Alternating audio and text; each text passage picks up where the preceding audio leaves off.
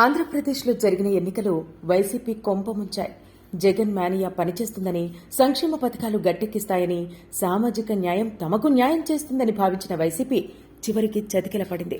2019లో 151 సీట్లిచ్చిన ప్రజలు 2024 ఎన్నికల్లో 11 సీట్లకు పరిమితం చేసి దిమ్మ తిరిగి మైండ్ బ్లాక్ అయ్యే తీర్పునిచ్చారు.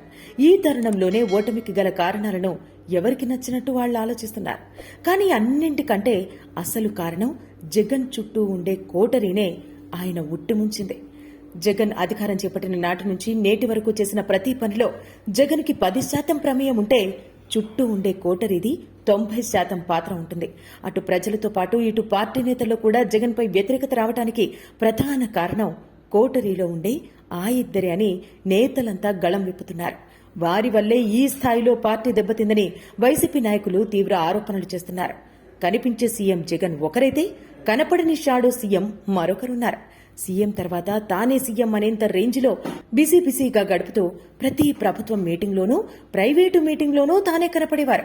ఈ తరహా వైఖరిపై విమర్శలు వస్తున్నప్పటికీ మళ్లీ అదే రిపీట్ చేస్తూ చివరికి పార్టీ పతనానికి కూడా ఒక కారణమయ్యారు. అతని ప్రభుత్వ సలహాదారు సజ్జల రామకృష్ణారెడ్డి. ప్రభుత్వంలో ఏ నిర్ణయం తీసుకున్నా, ఎవరికి మంత్రి పదవులు రావాలన్నా, ఎవరికైనా పోస్టు కేటాయించాలన్నా, చిన్న స్థాయి నుంచి పెద్ద స్థాయి అధికారుల వరకు బదిలీ చేయాలన్నా సజ్జల అనుమతి లేనిదే సీఎం జగన్ చేయటమే టాక్ పెద్ద ఎత్తున నడిచింది. 2019లో వైసీపీ అధికారంలోకి వచ్చిన నాటి నుంచి నిన్న మొన్నటి వరకు కూడా ఇదే నడిచిందని బాహటంగానే సొంత నేతలు సైతం విమర్శలు గుప్పించారు. సజ్జల రామకృష్ణారెడ్డి వల్లే పార్టీ ఇంతలా దిగజారిపోయిందని, 11 సీట్లకే పరిమితమైందని ఫైర్ అవుతున్నారు. ఉపాధ్యాయులు, ఉద్యోగులు, అంగన్వాడీలు, ఆశా వర్కర్స్ ఇలా ఎవరితో చర్చలు జరిగినా ప్రతి సందర్భంలోనూ సజ్జల వీరెవరు తమ ఓటు బ్యాంకు కాదని కించపరిచే విధంగా మాట్లాడేవారు. ఈ మాటలే ఎన్నికల్లో రిఫ్లెక్ట్ అయ్యాయని చాలా మంది భావిస్తున్నారు. ఆయన మాట్లాడిన తీరు వల్లే వారి ఓటు బ్యాంక్ అంతా చేజారిందని వాపోతున్నారు.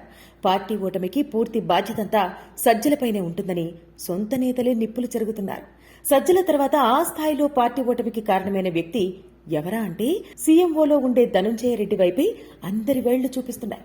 ప్రభుత్వంలో కీలక పాత్ర పోషిస్తూ అన్ని నిర్ణయాలు తానే తీసుకుంటూ అరాచకాలు చేసుకుంటూ ముందుకు వెడుతుంటే దానికి ధృవీకరణ పత్రం ఇచ్చింది ధనుంజయ రెడ్డి అని చెబుతున్నారు. నిర్ణయాలు సజ్జలు తీసుకుంటే ఆర్డర్లు ధనుంజయ రెడ్డి ఇచ్చేవారని, అధికారులు మొత్తాన్ని తన గుప్పెట్లో పెట్టుకున్నారని మండిపడుతున్నారు.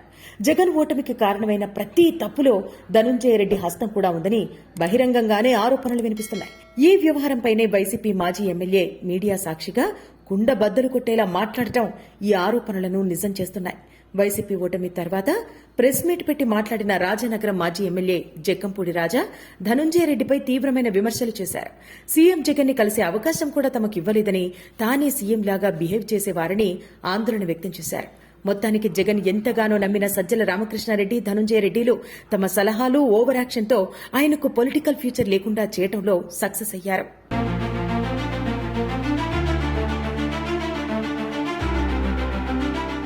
Like, share and subscribe to Rajaniti channel.